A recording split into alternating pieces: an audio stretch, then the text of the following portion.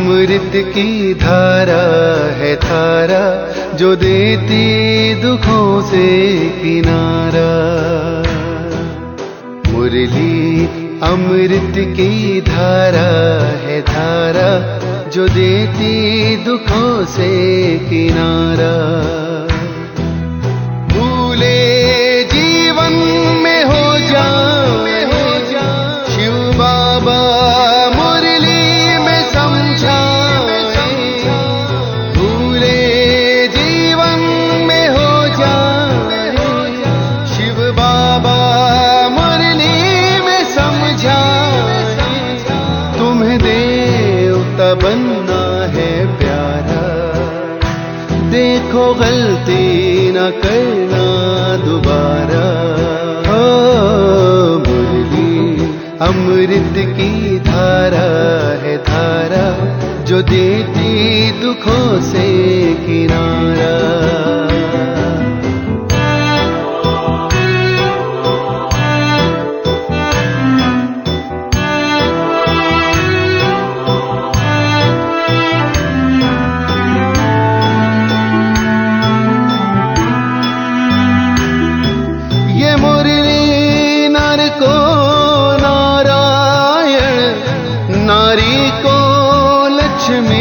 बनाए ये मुरली नर को नारायण, नारी को लक्ष्मी बनाए। परम धाम से परम पिता शिव हमें घर ले जाने आए। हमें घर ले जाने को आए। चारों युगों में जो खेल हुआ वो पूरा होने को आया। गीता ज्ञान अमृत देने को ये संगम युग बनाया। संगम युग बनाया। ये मुरली अमृत की धारा है धारा जो देती दुखों से किनारा।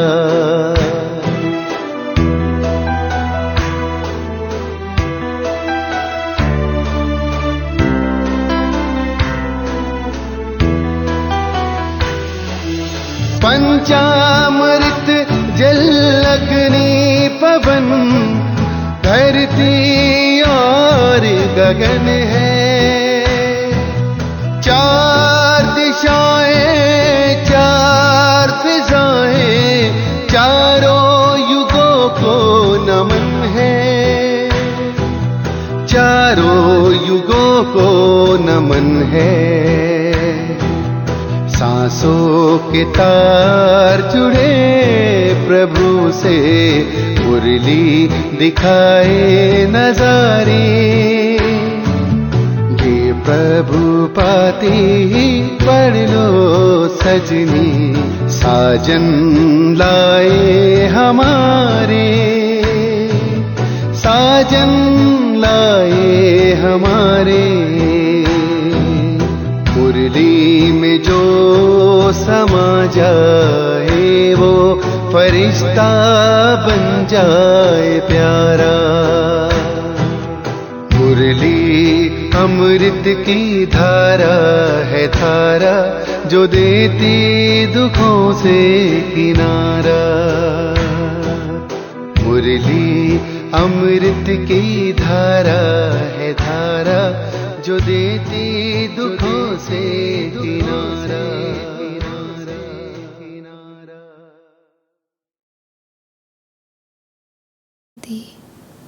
Good morning.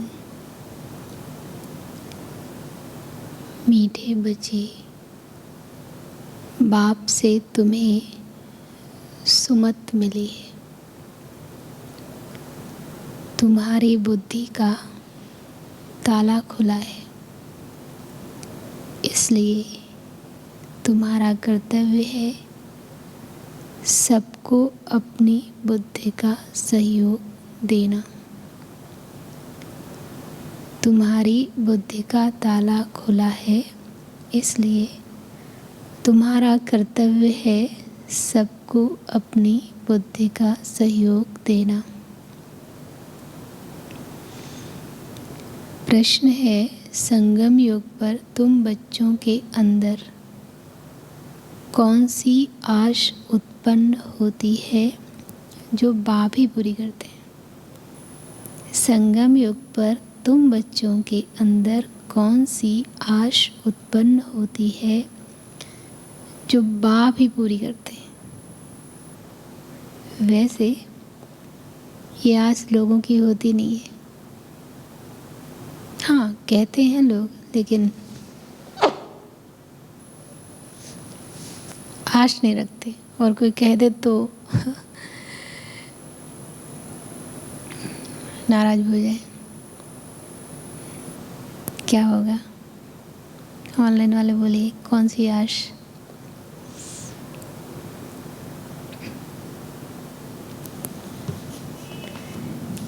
उत्तर है, संगम पर तुम बच्चों में स्वर्ग जाने की आश उत्पन्न होती है। बाकी तो कोई कहे तो नाराज हो जाए। एक अपना वो है ना, स्वर्ग की एक सीट खाली है, नाटक खाली रहती है। संगम पर तुम बच्चों में स्वर्ग जाने की आश उत्पन्न होती है। पहले कभी सोचा भी नहीं था कि हम कोई स्वर्ग में जाएंगे। अभी यह नई आश उत्पन्न हुई है। पहले तो यही ठीक रहे, इसकी कामना थी। ये आश एक बाप ही पूरी करता है। यह आश पूरी होने के बाद फिर कोई आश नहीं रहेगी। गायन भी है, अप्राप्त नहीं कोई वस्तु देवताओं के खजाने में। गीत है, आखिरवा दिन आया आज। ओम शांति। सभी भक्तों के लिए ज़रूर कोई दिन आना है। सब भगवान को ही याद करते हैं, बाकी सभी हैं सीताएं, भक्तियाँ। सभी दुखी हैं, याद करते करते आखिर वह दिन आता है जबकि बाप आकर हाथ पकड़ते हैं। उनको खिवैया बागवान पतित पावन भी कहा जाता है। अब बच्चे जानते हैं हमने एक का हाथ पकड़ा है, नास्तिक से आस्तिक बने हैं। बाप ने बच्चों को अपना परिचय दे अपना बनाया है। किस लिए बनाया है? लौकिक में भी आप देखें कि बच्चे की इच्छा व्यक्ति क्यों करता है। बुढ़ापे का सहारा तो बच्चा है इसलिए सोचते हैं, लेकिन जब किसी के बच्चे नहीं होते तो वो ये सोचता है, या लोग भी कहते हैं, ये जो सब धन है, जो प्रॉपर्टी है, ये सब बेकार है, किसको देंगे? तो बाप ने बच्चों को अपना परिचय दे अपना बनाया है वर्षा देने के लिए। बाप से ही वर्षा मिलता है ना। अब ये है बेहद का बाप, परम पिता। इसलिए सब बच्चे जो भगत हैं वे सब उनको याद करते हैं। परंतु ये बात भक्त नहीं समझते। कितना धूमधाम से बाजे गाजे बजाते तीर्थों पर जाते हैं, कुंभ के मेले लगते हैं, वेद शास्त्र आदि पढ़ते हैं। ये सब है भक्ति मार्ग की सामग्री। इसलिए भगवान को याद करते हैं कि वो आकर इस दुर्गति से छुड़ाए। पुकारते रहते हैं, परंतु बाप का किसको पता नहीं। जब पता नहीं तो अगर भगवान सामने आ जाए तो फिर पहचान तो पाएंगे नहीं।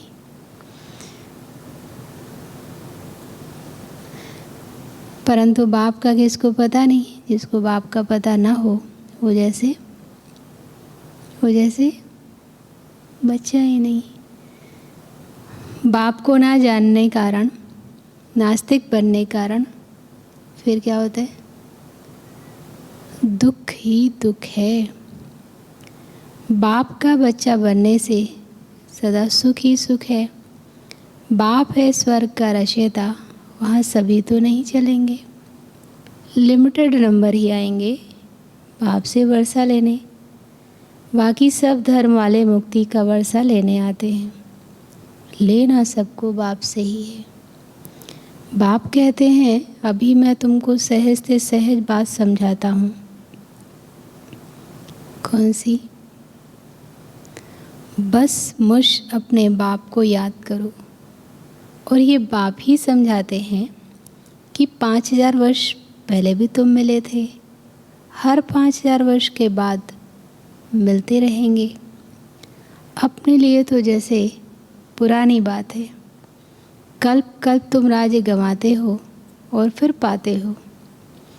84 जन्म तुम ही लेते हो। ये है बहुत जन्मों के अंत का जन्म। तुम समझते हो हम पहले कहाँ थे? क्षीर सागर में थे, फिर आकर विषय सागर में फंसे हैं। क्षीर सागर व विषय सागर कोई है नहीं, परंतु पावन थे।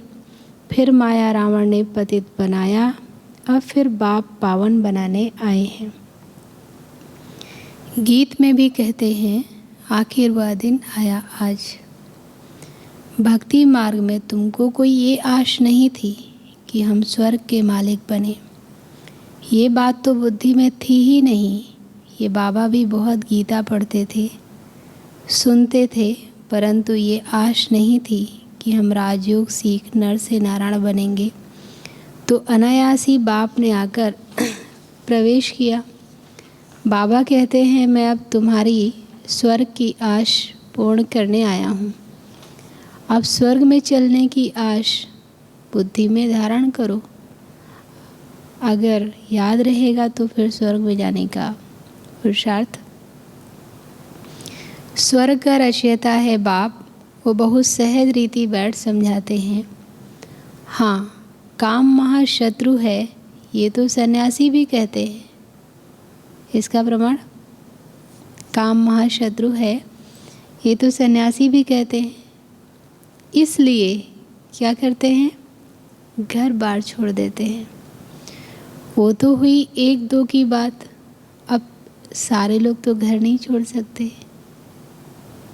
जिम्मेवारियां हैं, किसी को बच्चे की, किसी को अपने माँ बाप की। उनका निवृत्ति मार्ग का पार्ट ड्रामा में है तो वो भी भगत। गॉड फादर कहते हैं, लेकिन वो कौन है ये नहीं जानते। फिर कहते हैं भज राधे गोविंद, किसको भजें? कृष्ण का नाम फिर गोविंद रख दिया है। जो सुना है वो लिख दिया है, भला गोविंद किसको कहें? गऊओं को चराने वाला, मुरली सुनाने वाला तो एक बाप ही है भी ह्यूमन गऊ की बात। आगे तुम भी कुछ नहीं समझते थे, अभी बाप ने आकर क्या किया? आज की मुरली से सुमत दी है। माया रावण कुमत देते हैं, बाप सुमत देते हैं। सुमत है शिव बाबा की, कुमत है रावण की। सुमत माना श्रीमत, कुमत माना झूठी मत। अभी तुम कॉन्ट्रास्ट को जानते हो कि सुमत क्या करती है और कुमत से हमें क्या होता है। हम झूठी मत पर थे, स्वर्ग की तो आस थी ही नहीं। अभी बाप ने नई आश प्रकट की है। वहाँ कोई अप्राप्त वस्तु नहीं होती। यहाँ तो कोई ऐसा नहीं है जो पूरा तृप्त हो। अगर मान लो कोई धन संपत्ति की लालसा नहीं करता तो उसको इच्छा होगी कि हम संसार से मुक्त हो जाएं, या चलो अपने लिए नहीं होगी लेकिन ये संसार जो दुख में है सबके लिए नहीं तो कुछ लोगों के लिए तो होगी ही कि इनको ये मिले। जैसे कोई गरीब है, कोई बीमार है, कोई अनाथ है, कोई बूढ़ा है, कोई विकलांग है, किसी मतलब जैसे क्या कहें कि बहुत विकारी व्यक्ति है और वो अत्याचार कर रहा है, तो उनको सुनकर थोड़ा सा आता तो है ना कि इनको सद्बुद्धि मिले, भगवान इनकी रक्षा करे। वहाँ कोई अप्राप्त वस्तु नहीं, तन का सुख, मन का सुख, धन का सुख, संबंध का सुख, शरीर समाज का सुख, प्रकृति का सुख, सभी चीज़ों का सुख है। जिसके लिए माथा मारना पड़े वहाँ कोई अप्राप्त वस्तु नहीं, जिसके लिए माथा मारना पड़े। अब तुम सबकी नई आश है, भल पुरुषार्थ नंबरवार करते हो, बाप तो नंबर 1 मत देते हैं ना। कहते हैं ये तो ऐसा है, कई लोगों के लिए लौकिक में भी कहते हैं ये तो ऐसा है जो ब्रह्मा भी उतर आए तो भी उनकी मत नहीं लेंगे। ये पिछाड़ी की महिमा है, तुम्हारी महिमा पिछाड़ी में गाई जाएगी। जब तुम संपूर्ण बन जाएंगे तब क्या होगा? वाह वाह निकलेगी। अभी तो चढ़ते गिरते, अभी अभी खुशी में नाचते, अभी अभी मुर्दा बन पड़ते हैं। बाबा उस दिन कह रहे थे ना कि जो नए नए ज्ञान में आते हैं तब जो नशा चढ़ता है वो कायम नहीं रहता। तो अभी अभी खुशी में नाचते, अभी अभी मुर्दा बन पड़ते हैं। माया भिन्न भिन्न प्रकार से ठोकर मार देती है, कहाँ न कहाँ सूत मुझा देती है। जो श्रीमत को छोड़ रावण की मत पर चल पड़ते हैं, फिर चिल्लाते रहते हैं। बाप कहते हैं कदम कदम पर क्या करो? सावधानी लेते रहो। श्रीमत पर चलने में ही तुम्हारा कल्याण है। तुम्हारे अंदर बाप ने ही आश प्रकट की है ना कि श्रीमत पर चलने से ये लक्ष्मी नारायण जैसा बनेंगे।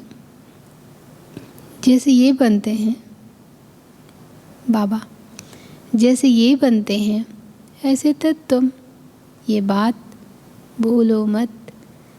परंतु माया ऐसी है जो श्रीमत लेने का चांस ही नहीं देती, कहाँ ना कहाँ उल्टा कर्म करा देती है। करके पीछे आकर कहेंगे बाबा हम ये काम कर बैठे, टाइम नहीं मिला, जो राय लेवें। अब क्या करें? अब तो हो गया ना, तो अब क्या करें? माया ने तुमको थप्पड़ मारा, इसमें बाप क्या करेंगे?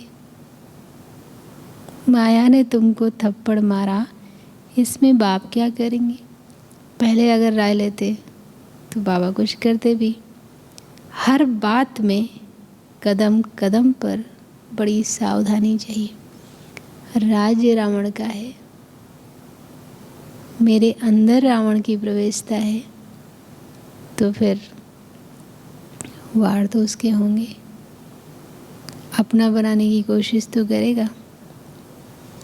इसलिए कदम कदम पर बड़ी सावधानी चाहिए। किसका कहते हैं? किसी को कहते हैं ना कि उस पे चलने के लिए बहुत, मुझे याद नहीं आ रहा है कि सन्यासी कभी नहीं कहेंगे स्त्री पुरुष इकट्ठे रह पवित्र रह सकते हैं। इसमें युक्तियाँ बहुत हैं। ऐसे तो कोई भी नहीं रह सकता, द्वापर से कोई रह पाया, लेकिन बाबा ने आकर अब जैसे हम लोग बड़े भी हो जाते हैं, अपने भाई के साथ समान एज होगी, फिर भी हम भाई बहनों में कितनी प्योरिटी रहती है। तो बाबा ने संबंध का आवरण दिया है, संबंध का चश्मा दिया है कि हम सब आपस में भाई भाई हैं, आपस में भाई बहन हैं, इसलिए रह सकते हैं। फिर मेरा स्वधर्म है, बाबा ने हमें परिचय दिया। फिर प्राप्ति भी है, प्राप्ति तो सेकंड है, पहला तो है मेरा स्वधर्म है। इसमें युक्तियाँ बहुत हैं। ब्रह्मा कुमार कुमारी कहलाना कितनी बड़ी युक्ति है। तुम बच्चे ब्राह्मण ब्राह्मणियाँ बनते हो तो कहाँ कुल को कलंक नहीं लगाना। बहन भाई का नाता कभी उल्टा नहीं होता। हम कितने बड़े हो जाएं, लेकिन भाई के साथ हमको सेफ्टी महसूस होती है, उससे डर नहीं लगता। लॉ नहीं जो बहन भाई आपस में शादी करे, यहाँ तो सब भाई बहन हो जाते हैं। इस पर वो लोग हंसते हैं कि ये फिर कहाँ का रिवाज है। ये रिवाज कोई आज का नहीं है। मंदिर में जाते हैं, सभी लोग कहते हैं तुम माता पिता हम बालक तेरे। कोई और संबंध भगवान के साथ हम लोगों का है ही नहीं। तो फिर जब हम माता पिता, एक ही माता पिता के संतान हैं, तो भाई बहन संबंध तो हमारा है ही है। ये तो है ही नई बात, पर भक्ति में जो हम करते हैं उसके बारे में विवेक कम लगाते हैं। श्रद्धा भावना पहले है। श्रद्धा तो ठीक है, पर विवेक भी तो अंदर है। ऐसी राय कभी कोई दे ना सके। कोई पूछे तुम बीके हो तो भाई बहन हो गए, तो बुद्धि में बिठाना है, क्योंकि सबकी बुद्धि का ताला बंद है। पत्थर बुद्धि हैं तो उनकी बुद्धि का ताला खोलना चाहिए। ढेर के ढेर सेंटर्स हैं, उनमें सभी अपने को ब्रह्मा कुमार कुमारी कहलाते हैं, तो भाई बहन ठहरे ना। वो क्रिमिनल असॉल्ट कर ना सके, इम्पॉसिबल है। ये तो नई रचना है ईश्वर की। वो कहते हैं गीता में तो कभी सुना नहीं। बाप कहते हैं ये तो मैं तुमको सिखलाता हूँ, फिर तो न शुबाबा होगा न बीके होंगे। ये ज्ञान प्राय लोप हो जाएगा। फिर कहाँ सुन सकेंगे। अभी मैं तुमको राजयोग सिखला रहा हूँ। जब राजधानी की स्थापना पूरी हो जाएगी तो फिर क्या होगा, पूरी राजधानी, तो फिर ये सब क्लास हो जाएगा।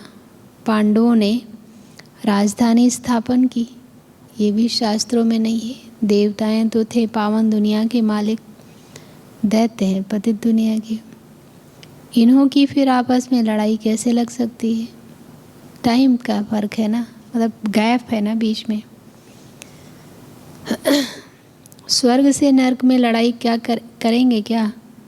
अच्छा भला असुरों और देवताओं की लड़ाई लगी कैसे। जरूर संगम होना चाहिए।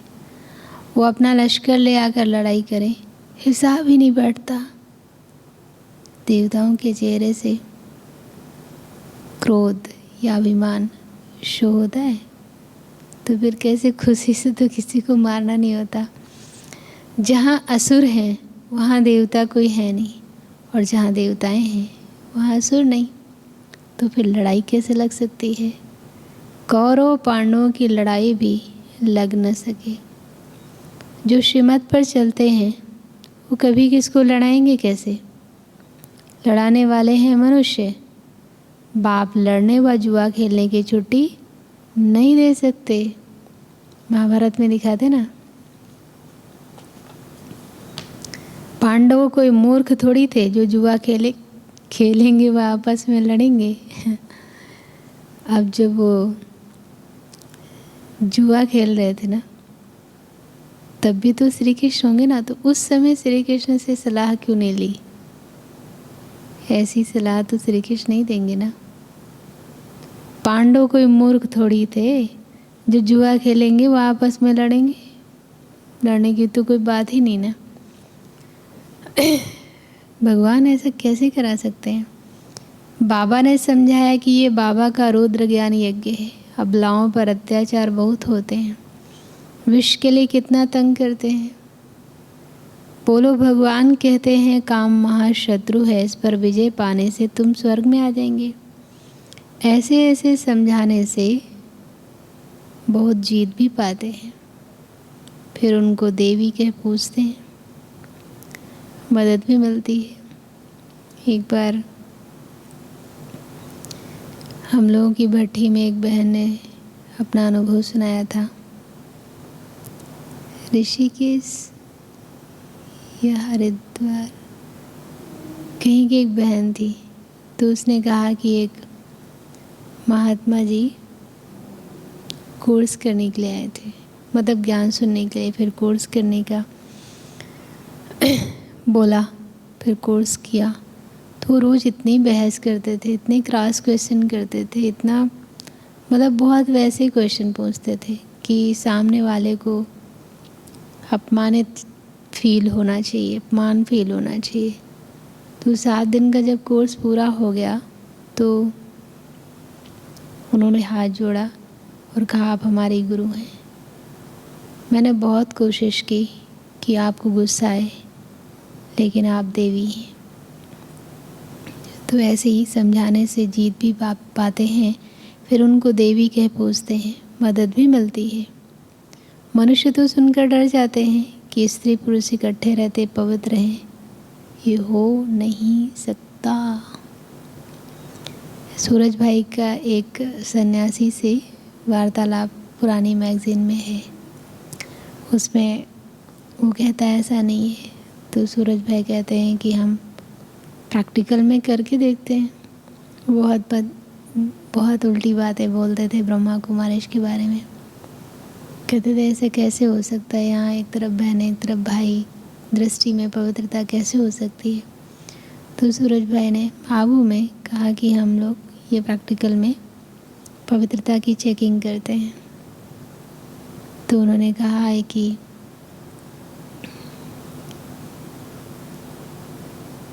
एक बहन, ऐसे बहनें रहें और हम सभी रहें, फिर देखें पवित्रता हमारी वृत्ति कैसी होती है। तो सन्यासी जी भी चले जाते हैं। मनुष्य तो सुनकर डर जाते हैं कि स्त्री पुरुष इकट्ठे रहते पवित्र हैं, ये हो नहीं सकता। कहते हैं ज़रूर कुछ जादू है, ऐसे सत्संग में कभी नहीं जाना, क्योंकि ये असंभव है। शुरू में बच्चियां भागी तो वो नाम हो गया, भट्ठी जो बनी तो ज़रूर भागे होंगे ना। बांधेलियों को बहुत राय मिलती है, इसमें बहादुरी भी चाहिए। समाज का डर, परिवार का डर, फिर आगे क्या होगा मेरा, ये सोचकर व्यक्ति घर नहीं छोड़ता। वही घर वाले कितना तंग करें, लेकिन सहन करना ठीक लगता है। तो बाबा कह रहे शुरू में बच्चियां भागी वो नाम हो गया है। भट्ठी जो बनी तो ज़रूर भागे होंगे ना। बांधेलियों को बहुत राय मिलती, इसमें बहादुरी भी चाहिए। गरीब तो समझेंगे कोई हर्जा नहीं, इसके कारण हम स्वर्ग की राजाई क्यों कमाएं। ये घर से निकाल देंगे, बहनों के लिए खास, ये घर से निकाल देंगे। अच्छा, हम जाकर बर्तन मांजेंगी, झाड़ू लगाएंगी। बड़े घर वाले तो ऐसे छोड़ ना सकें। शुरू में तो बच्चियों का पाठ था, गरीबों के लिए तो बहुत सहज है। शुरू में तो कोई गरीब नहीं आया, लेकिन सब ने हर काम किया, कोई अभिमान नहीं दिखाया कि हम ये काम नहीं कर सकते। निर्मल शांता दादी के दिखाया ना, भगोने में बैठकर भगोना साफ करते थे। गरीबों के लिए तो बहुत सहज है। बाबा कहते हैं बाबा के पास आएंगे तो पहले क्या करना पड़ेगा। खासकर सन्यासी लोग ये काम करवाते थे। पहले झाड़ू आदि लगाना सब करना पड़ेगा। इससे देह अभिमान टूटता है। नहीं है तो वो जो पुरानापन है वो निकलता नहीं है। इसलिए संन्यास धर्म में तो भिक्षा के लिए कहते हैं, और उनसे ही जाकर भिक्षा लेना जो आपके सबसे क्लोज है, तो अभिमान थोड़ा सा टूटेगा ना। माया के तूफान भी जोर से आएंगे, बच्चे याद पड़ेंगे, इसलिए खबरदारी चाहिए। अब घर में विकार के लिए तंग करते हैं तो घर से निकलना ही ठीक समझा, तो बंधन तो कटे, लेकिन फिर बच्चों का मोह खींचता है तो मन कैसे लगेगा फिर बाबा में। इसलिए बाबा कह रहे हैं खबरदारी चाहिए, पहले नष्टो मोह बनूं तब है बात। शिव बाबा को मत देनी पड़ती है, ज्ञान मिला है, कपड़ा कैसा भी पहनो हर्जा नहीं। बाप तुम्हें, देखो क्या बात है, बाप तुम्हें नैनों पर बिठाकर स्वर्ग में ले चलते हैं। यहाँ अगर कोई घर से निकाल दे, जाके बर्तन साफ करके झाड़ू लगा के अपना जीवन निर्वाह करे, या फिर सेवा केंद्र पर आए। सेवा केंद्र पर तो खैर सभी के साथ ऐसा है, जो यज्ञ में है वो सभी को मिलता है, लेकिन अभी तो यज्ञ में ऐसा नहीं है कि गरीबी हालत तो नहीं है, बेगरी लाइफ तो नहीं है, लेकिन उस समय साधारण जीवन जीना पड़ता था। इतने अमीर घर के लोग जो एक गिलास उठा के पानी नहीं पिए, तो उनको हर काम करना पड़ता था। तो बाबा कह रहे कैसा भी कपड़ा पहनो हर्जा नहीं, लेकिन अगर बाहर कोई ऐसा करता है बाबा की श्रीमत पर चलने के लिए, तो साधारण कपड़ा पहना तो बाबा करे कोई हर्जा नहीं, बाप तुम्हें नैनों पर बिठाकर स्वर्ग में ले चलते हैं। ऐसे एक दो लोगों को हम जानते हैं जिन्होंने पवित्र जीवन के लिए पति से अलग रहकर बच्चों को पाला, गरीबी में पाला, लेकिन धारणाएं की, लेकिन आज वो बहुत सुखी हैं, बच्चे भी बहुत अच्छे हैं। बच्चियाँ तो उनके सेंटर संभालती हैं और बच्चे नौकरी करते हैं। साजन पिछाड़ी सजनी जाती है तो मटकी में ज्योति जगाते हैं। बाप आते ही हैं सबको गुल गुल बना कर ले जाने, प्योर तो सभी बनेंगे। पापों का बोझा सिर पर है तो हिसाब किताब अंत में चुकता कर जाना है। इसके लिए तुम याद में रहने की इतनी मेहनत करते हो, जो नहीं करते वो ऐसे थोड़ी मुक्ति में जाएंगे। क़यामत के समय खूब सजा खाकर फिर मुक्ति धाम में चले जाएंगे। आत्मा का तो स्वधर्म है साइलेंस। हम अशरीरी हो बैठते हैं, इन कर्मेंद्रियों से काम नहीं लेते हैं, चुप हो बैठ जाते हैं, परंतु कब तक? आखिरीन कर्म तो करना है ना। साधु संत आदि कोई को भी ये पता नहीं है कि आत्मा का स्वधर्म ही साइलेंस है। साइंस लोग शांति को सन्यासी लोग शांति को ढूंढने जाते हैं। बाबा कहते हैं शांति तो तुम्हारे गले का हार है, फिर हम जंगल में क्यों जाएं? हम कर्मयोगी हैं। बाबा कहते हैं मुझे याद करो तो विकार विनाश होंगे। फिर स्वर्ग को याद करो। 63 जन्म भक्ति की घमसान ने हैरान कर दिया है। अभी तुमको सब हंगामों से छुड़ा दिया है। बाबा के डायरेक्शन मिलते हैं कि अब अशरीरी बनो, क्योंकि तुमको मेरे पास आना है, फिर तुमको स्वर्ग में भेज दूंगा। इसमें हंगामे की कोई बात ही नहीं है। भक्ति मार्ग में तुमने धक्के खाए सो तो फिर भी खाने पड़ेंगे। फिर द्वापर में आकर फिर वही भगवान के लिए तीर्थों पर जाना, भक्ति करना, सबको पुनर्जन्म लेते लेते क्या होगा? तमो प्रधान बनना ही है। अच्छा, मीठे मीठे सिकिल है बच्चों प्रति माता पिता बाप दादा का याद प्यार और गुड मॉर्निंग। रूहानी बाप की रूहानी बच्चों को नमस्ते। हम रूहानी बच्चों की रूहानी बाप दादा आपको गुड मॉर्निंग और नमस्ते। धारणा के लिए मुख्य सार है कदम कदम पर बड़ी सावधानी से चलना है।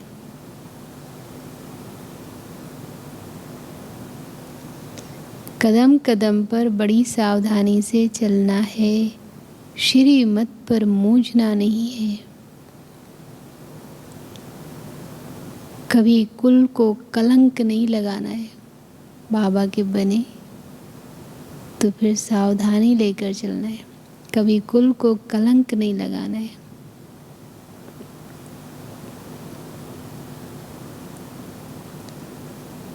दूसरा, बाप के पास जाने के लिए पुराने सब हिसाब किताब चुकतू करने हैं। बाप के पास जाने के लिए पुराने सब हिसाब किताब चुकतू करने हैं। अशरीरी बनने का पूरा अभ्यास करना है।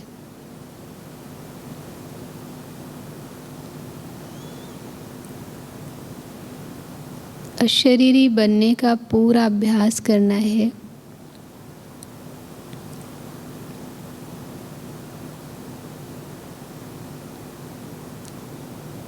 वरदान, बाप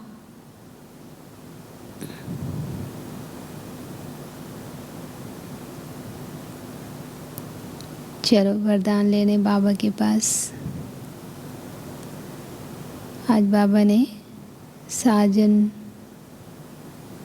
सजनी उसके पीछे चलती है, तो आज सैटरडे साजन का संबंध है, तो आज बाबा के साथ ये संबंध बहुत अच्छे से फील करना है। तो अभी हम चलेंगे बाबा के घर मधुबन। एकांत में बाबा की झोपड़ी में दिल का हाल सुनाने के लिए, हर कर्म के लिए, बाबा की श्रीमत लेने के लिए अपने फरिश्ते स्वरूप से पहुँचे। देखें बाबा अकेले बैठे हैं।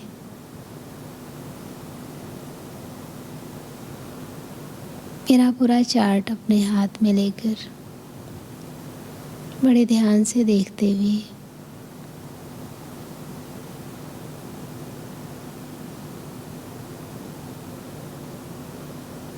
स्वर्ग में जाने के लिए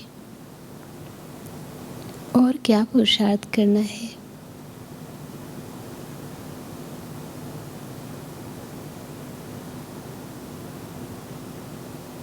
हिसाब किताब पूरा कर साथ में चलने के लिए क्या तैयारी करनी है।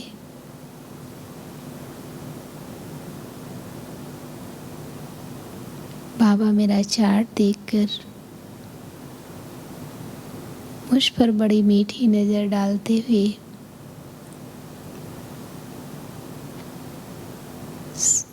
संकल्पों की भाषा में मुझे एक एक श्रीमत कितना प्यार से समझा रहे हैं।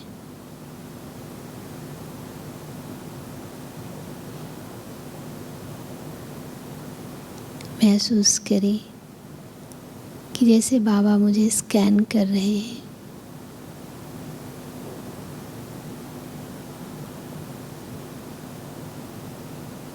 मस्तक से निकलती हुई पावरफुल ऊर्जा उस आत्मा के अंदर प्रवाहित करते हुए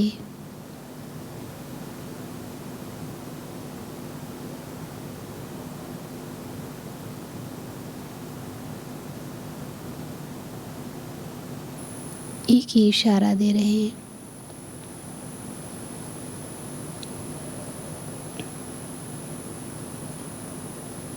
बाप की श्रीमत,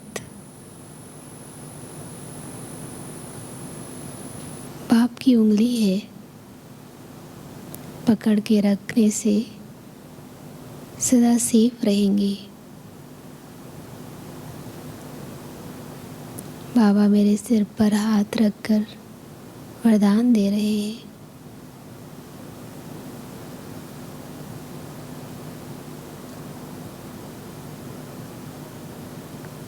महसूस करो बाबा के हाथ से निकलती हुई सर्व शक्तियाँ मेरे अंतस में समा रही है।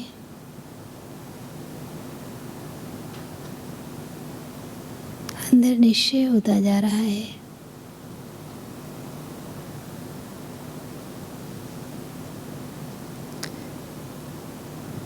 बाबा सदा मेरे साथ है। उसकी छत्र छाया में मेरा जीवन चल रहा है। हर कदम पर सहयोग मिल रहा है। देखिए, बाबा ब्रह्मा मुख से मुझे वरदान देते हुए, बाप समान साथी भव। ओम शांति। अभी नोट करें, बाप की समीपता के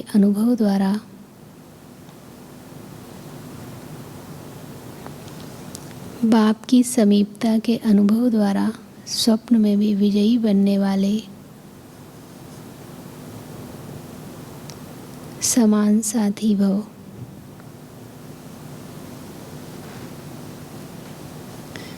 भक्ति मार्ग में समीप रहने के लिए सत्संग का महत्व बताते हैं। भक्ति मार्ग में समीप रहने के लिए सत्संग का महत्व बताते हैं। संग अर्थात समीप वही रह सकता है जो समान है।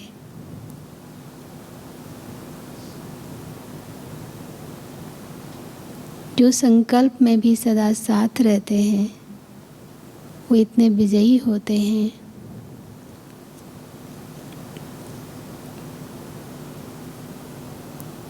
जो संकल्प में तो क्या, लेकिन स्वप्न मात्र भी माया वार नहीं कर सकती।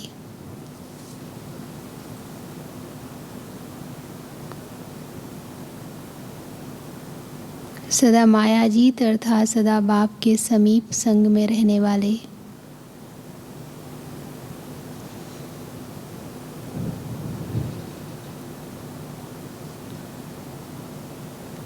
कोई की ताकत नहीं जो बाप के संग से अलग कर सके।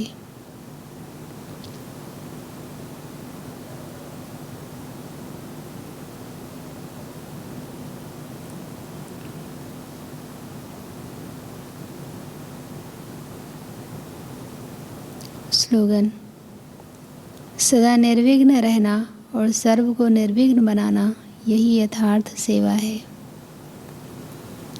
सदा निर्विघ्न रहना और सर्व को निर्विघ्न बनाना यही यथार्थ सेवा है।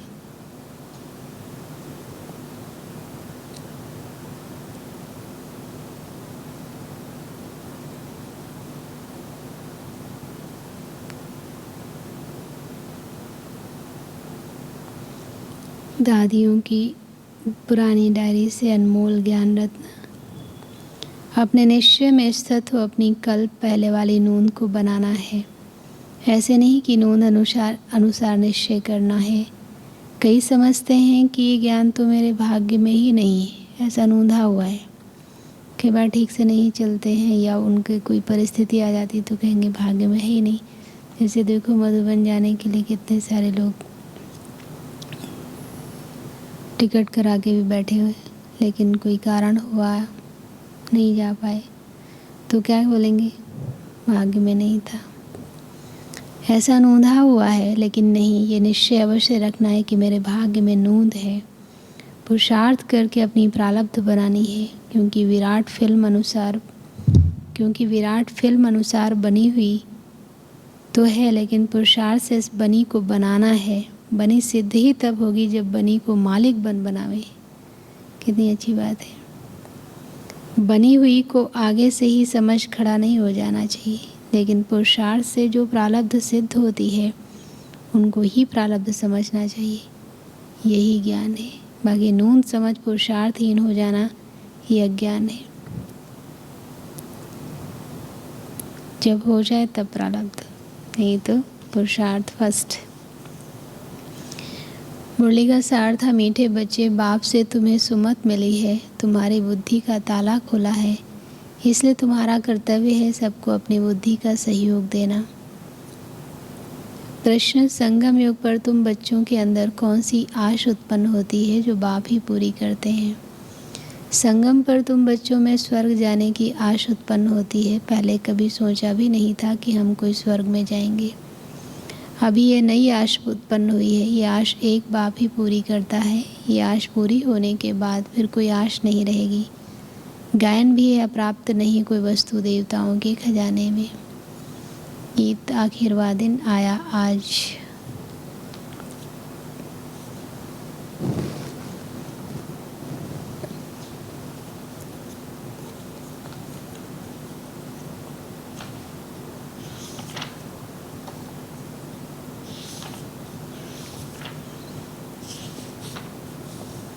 आज का पुरुषार्थ, आज का सम्मान।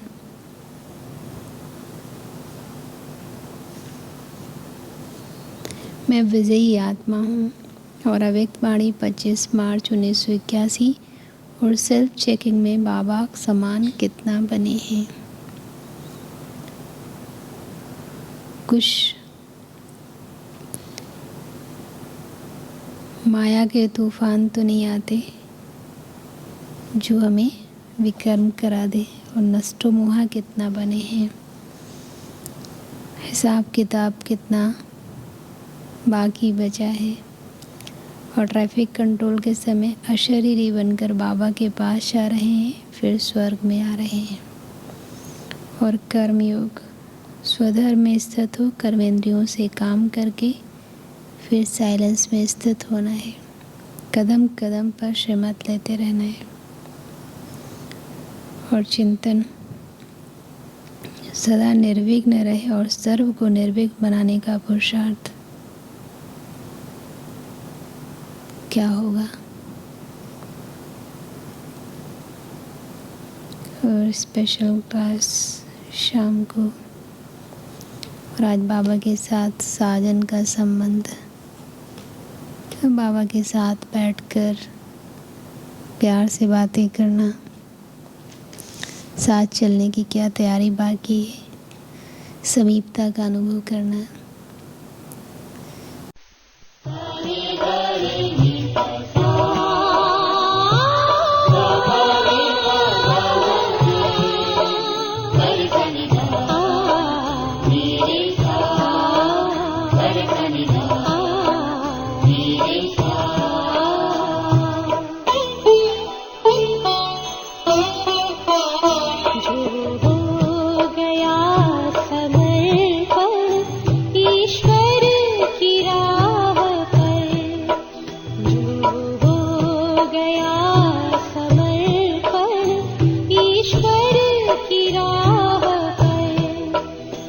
ईश्वर भी करता